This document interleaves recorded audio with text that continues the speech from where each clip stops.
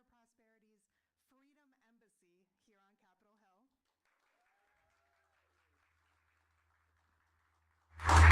Hill. I want to give a special welcome to our activists across the country who are watching at 72 watch parties across the country. Thank you all so much for spending a little bit of your Monday with us, and thank you for everything that you do every day to advance the cause of freedom.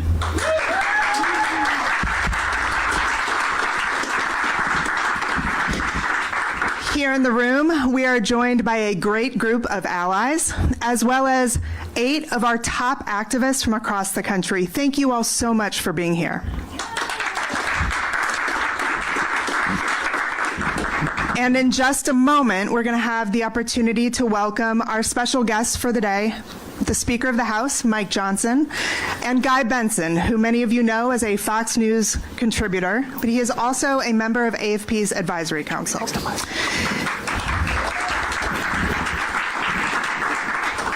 So, Guy and the Speaker are going to have a conversation. And in this conversation, they're going to touch on 2 topics that are near and dear to AFP's heart: core principles and public policy. At AFP, we strive to bring principled solutions to the biggest policy challenges facing our country today. And we do that by also bringing the voice of the American people to back up those solutions. The work that we do in grassroots communities across the country to engage and mobilize concerned citizens to have their voices heard in the public policy debates on the most important issues. Now, over the past 2 years, our teams collectively have logged over 1 million miles under the soles of their shoes, knocking on doors. We mapped it out, 1 million miles. We reached 30 million of our fellow citizens. And that's just in the last 2 years. You know, we've been doing this for 20 years. And over the course of that 20 years, there's been one thing that's been consistent, and it's pretty important for today's conversation. When public policy is characterized by core principles, you get pretty good policy. And you get tremendous results for the American people. More freedom, more opportunity to live the American dream. So we're thrilled, and I know I speak on behalf of everybody who works with AFP, we are thrilled to have the opportunity to hear how Speaker Johnson thinks about these core principles, and frankly, thank him for his approach to public policy through their lens. But we also know we have to put these principles into action. And so it's fortuitous that we're having this conversation today on such a consequential week for the House of Representatives. They're coming back into session here to continue their work on the budget resolution. AFP's #1 priority this year is the extension of the Trump tax cuts to avoid a massive tax increase on millions of Americans at a time when they can least afford it. To do this, we launched a major $20 million campaign called Protect Prosperity. And it is through this campaign that we're bringing the voice of the American people to the halls of Congress to make sure that as this legislation works its way through Congress, it doesn't just reflect the will of the people, but it also reflects these core principles. This isn't easy work, and the stakes are very high. So to help us understand the path forward, please join me in welcoming our guests, Guy Benson and the Speaker of the House, Mike Johnson. Thank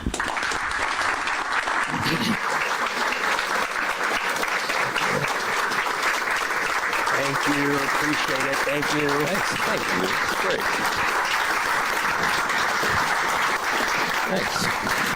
All right. Well, thank you all for being here. Big thanks to AFP here at the Freedom Embassy for hosting this really important event. Looking forward to this conversation with the Speaker. I want to start just on a personal note. I saw you post on social media, what was it, last week, I want to say, a photo with you welcoming Boys to Men to the Capitol, and a buddy of mine sent it to me. He said, Mike Johnson is on a journey, and I love it for him. Do you ever have moments like you're on the plane with Trump or you're at UFC and you're always in the background of these photos? Do you ever think, how is this my life? Because like the accidental speaker thing has turned into a pretty effective speaker reality. Give us sort of like your journey up to this point, if you would. Well, as Kid Rock and Jelly Roll and I were talking about this, it has been a wild ride. These are consequential times.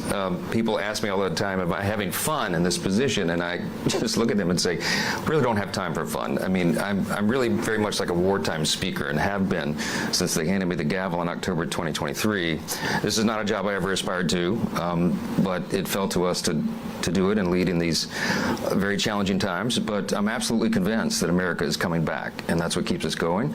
There are a few moments of respite in there, and those events are some of them. Meeting Boys to Men was a great treat. I'm way older than most of you in the audience, but if you were in high school in the late 80s, early 90s, that's like the soundtrack of your life. And those guys are my age. We're all in our early 50s. They look so much better than me, and I chose the wrong profession, but it was great to meet them. So right outside here, there are the 7 principles that you always talk about. If you just remind us what they are, number one, and then the question I have is, obviously there's some opposition to a number of them on the left. Are you concerned about maybe some undermining of faith in those principles within certain precincts on the right as well these days? Yeah, so let me tell you the origin of this. When in 2019 I was elected to be chairman of the Republican Study Committee, largest caucus of conservatives in Congress, largest caucus, but certainly the most conservatives. And I was just a sophomore and I wasn't the most senior person in the room, but my background was in constitutional law, and I had, as I like to say, a toolbox full of totally unmarketable skills. But what came together at that time was this sort of recalibration of who we were as a party. This is 2 years into the Trump administration, and a lot of the furniture is being moved around and some broken and some of it needed to be. But I was concerned that we would not lose our fixed points on the horizon, so to speak, right? So I stood in front of all the House Republicans in the conference, the caucus at the time, and I said, there's about 158 of them, and I said, guys, if you had just a brief moment to have a discussion with a young millennial or young progressive to tell them why our philosophy and our principles are superior to theirs, what would you say? If you had to convince an entire library full of conservative thought from Edmund Burke to today, down to a half page, for a short, concise summary, what would you say? I said, to me, I think it boils down to individual freedom, limited government, the rule of law, peace through strength, fiscal responsibility, free markets, and human dignity. Now, under each of those things, there'd be lots of subcategories, and you could unpack it depending upon the moment you're in. But that, to me, is the essence of who we are, not just as a party, but who we've been as Americans. There's a reason America is the greatest nation in the history of the world. It's not even close, really. Objectively, we're the most powerful, most successful, most free, most benevolent nation it's ever been, and it's because we are based on those founding principles, and we don't want to lose sight of them as things change in our modern era. When you look at the election that just happened, right, there's always this, it's the most important election of our lifetime mantra. Sometimes that feels closer to the truth than other times. This was a very consequential election, and we've heard President Trump talk a lot about a mandate that he feels that he's won, and he swept the swing states, won the popular vote, did some things that folks were not expecting him to do, at least the skeptics. By the same token, I don't have to tell you how slim the majority is in your House, even in the upper chamber as well. I know that feels like more breathing room, but still awfully close. How do you look at what the voters decided in November? Does that constitute a mandate for the party generally? And what does that look like in terms of your priorities here? Great question. I think there is a mandate. Not only did President Trump win the Electoral College soundly, he also won the popular vote, 77 million votes. We got our highest vote total ever in history of the House Republicans, 74.8 million votes. We did all that together. Some would say, oh, you rode President Trump's coattails, but I think it was a combination of things. What we achieved in this election cycle was a demographic shift. I think a once-in-a-generation, once-in-my-lifetime kind of event, where we had a record number of Hispanic and Latino voters, for example, Black Black and African American voters, Jewish voters and union workers and all these people who had not historically been in our camp, and they came over, not reluctantly, but enthusiastically. They were looking for an alternative. The left went too far. The woke progressive nonsense, it's sort of like, as I explained it in my mind, the pendulum. They pushed so aggressively, so quickly that it clicked, and now it's coming back. President Trump represents a force that is pushing it back to common sense and the center-right kind of balance where we are and always have been in the nation. And we're going to be a force of that as well. So we do see it as a mandate. We do see it as our responsibility to take care of business. Now, I want you to know that, I traveled the country nonstop last year to make sure we kept the majority and grew it. And every day, almost literally, that we were not in session, I was on the road. I did over 350 campaign events, 250 cities in 40 states. I logged enough miles to circle the globe 5.5 times last year. That's a real statistic. I was 4 inches taller when I became Speaker of the House. Okay, they beat me down mercilessly. But we did grow the majority, and I was so proud, Guy, because I had 220 Republicans and 215 Democrats. And then President Trump began to cull the herd. And so he took a few, and I called him like, Mr. President, you cannot take any more. We're going to be down to one. Oh, Mike, did I do that? Yes, you did, sir. We're down to one. So now, really, this is true. We have a 1-vote margin now, smallest in history, right? So for a big chunk of the first 100 days of the Congress and perhaps beyond, this is not an easy task, but we're going to get it done. We have the most aggressive, important legislative agenda that we've had certainly in my lifetime, I think. And when we get this done, it will be an extraordinary achievement because the vote's margin is so small. Two related questions, one on the timeline for filling some of the aforementioned Trump-created vacancies, right? A couple in Florida, there's one in New York. As you think about a legislative agenda moving forward and you look at the calendar, what are you expecting? What are you anticipating in terms of getting those seats filled? Because Florida, I know that they're doing everything they possibly can. New York, with Stefanik's seat, that's a different question, right? Because the governance up there, they're not as interested in helping you get some folks back into your caucus, right? I know they talk a lot about democracy, but it seems like they're pretty comfortable with a seat remaining vacant for as long as possible in upstate New York. That's true. Florida, we have a date certain. It'll be April 1, April Fool's Day. Don't put too much stock into that. It will be 2 Republicans. We already know who they are. Those are deep red districts, and it's reliable spaces. Mike Waltz's seat, Matt Gaetz's seat.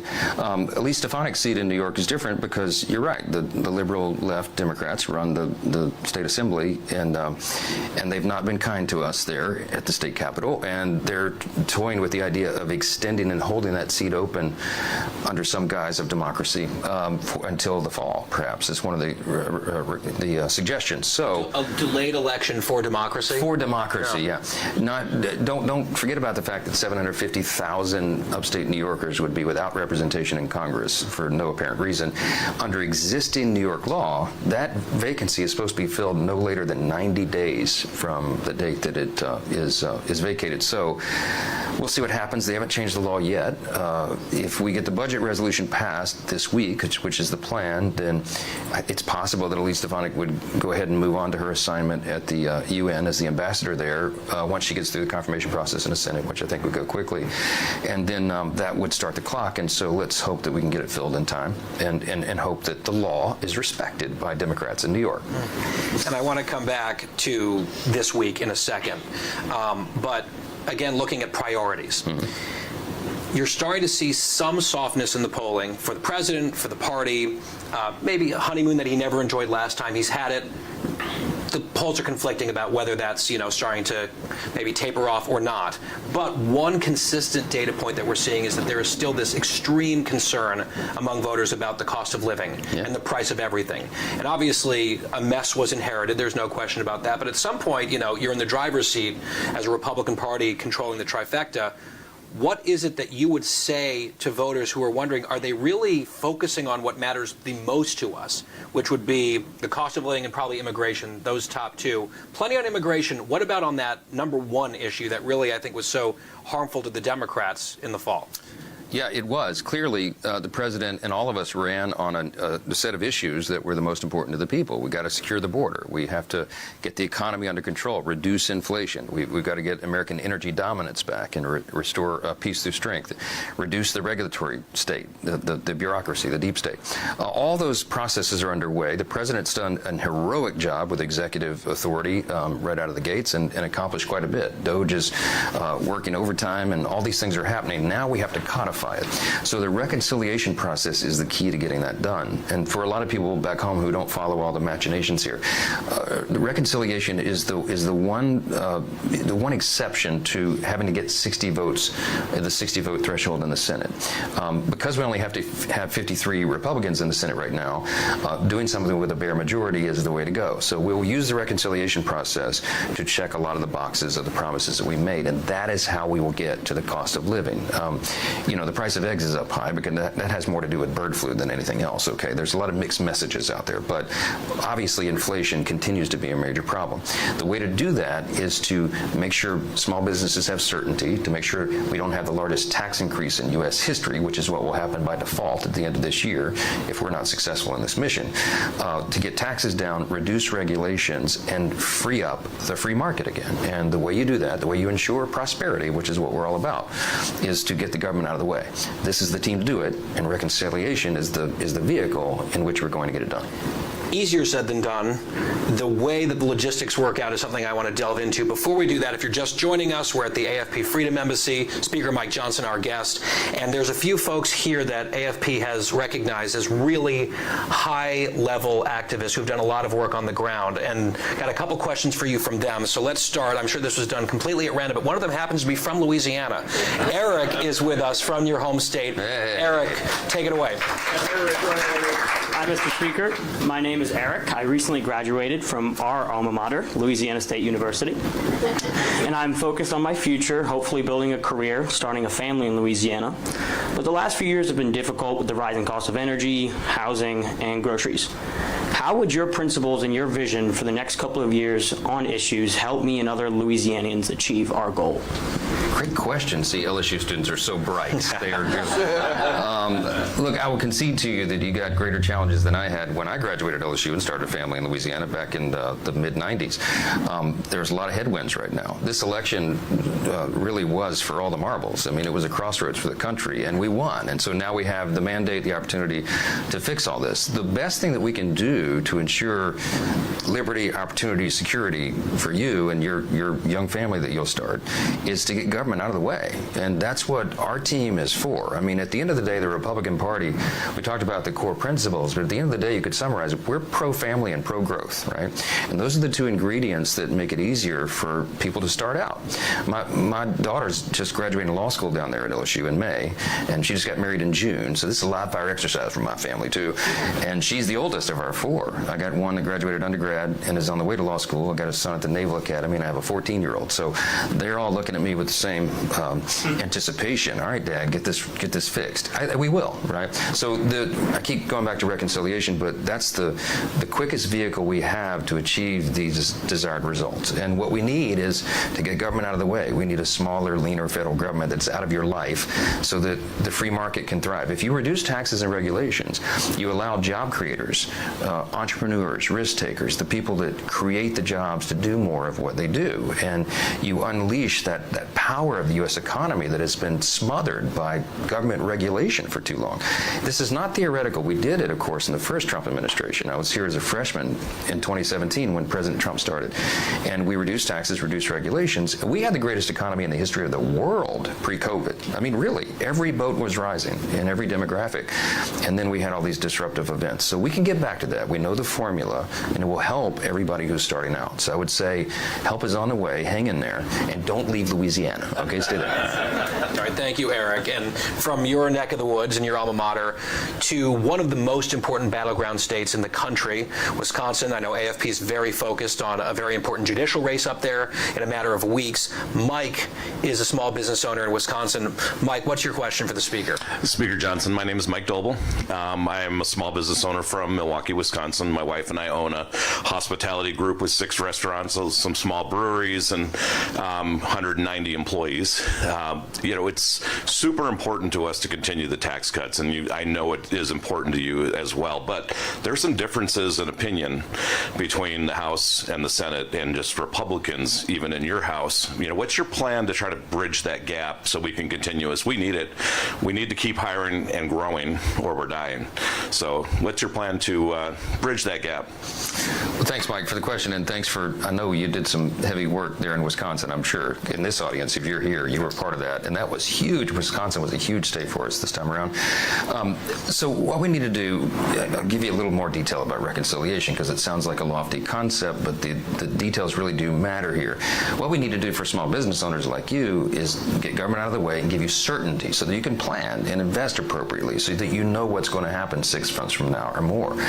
The reason that we're putting the extensions of the TCJA, the Tax Cuts and Jobs Act, the seminal achievement, one of the seminal achievements of the first Trump administration, the reason that's in reconciliation is because, as we noted, those tax cuts are going to expire at the end of this year if we don't fix it. And the reason we have to do it early in the process and not wait until the end of this year or later is because everybody needs to see the effects of that like ASAP, right? I mean, if you're a small business owner, this is a very challenging time because you don't know what to expect. The markets don't know what to expect. The bond market doesn't know what to expect. So putting that clarity in as early as possible is critical for everybody who is in a position like you are. And so the way to do that is with one big, beautiful bill, okay? Like, that's the president's phrase, and I've adopted it. In fact, I have it tattooed on my chest here. I could show you. It's that important, all right? Why? Because some of my dearest friends, Ted Cruz and I are very close friends, Lindsey Graham in the Senate, they've been pushing the two-bill strategy in the Senate.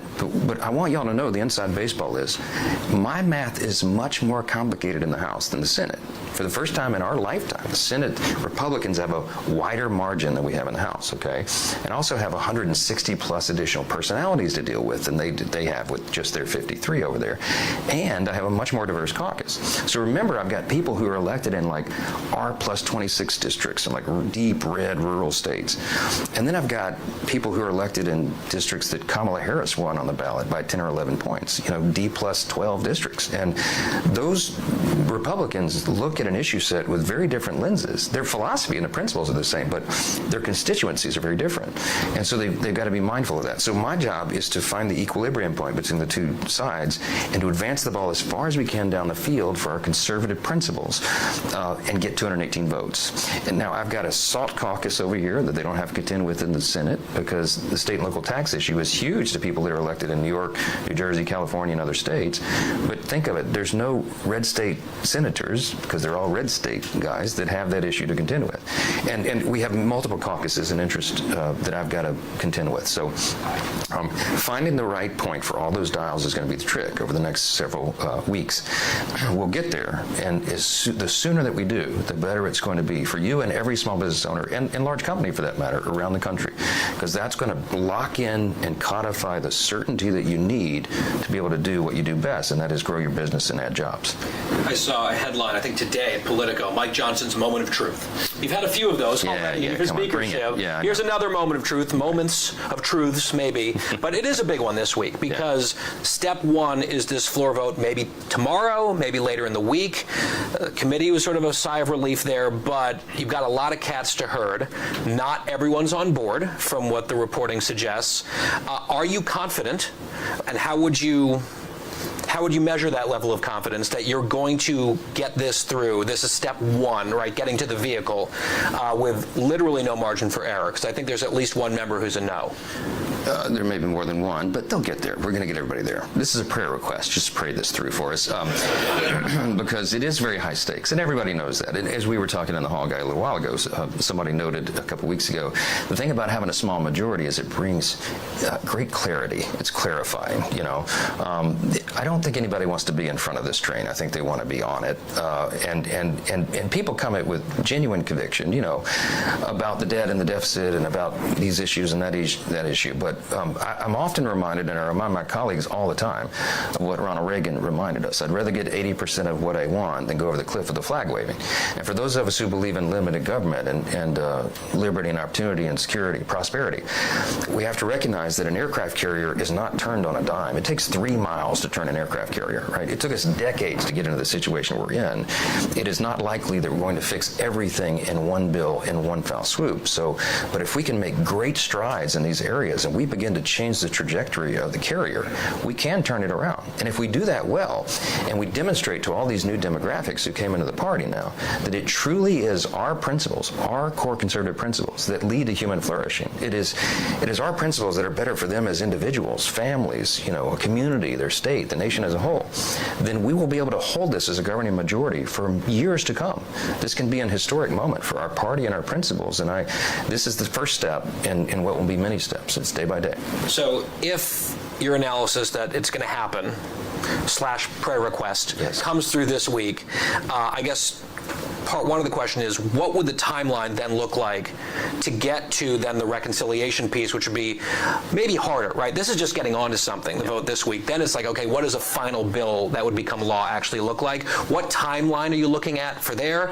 And then maybe one that you're not excited to contemplate, but has to be asked, if there's a wrinkle this week and there's a stumble, is there a plan B, or is it this or nothing? I've got a whole playbook, but I'm not going to tell you that. We're going to score on this one, okay? But when the resolution passes, as you know, this is just the sort of the opening.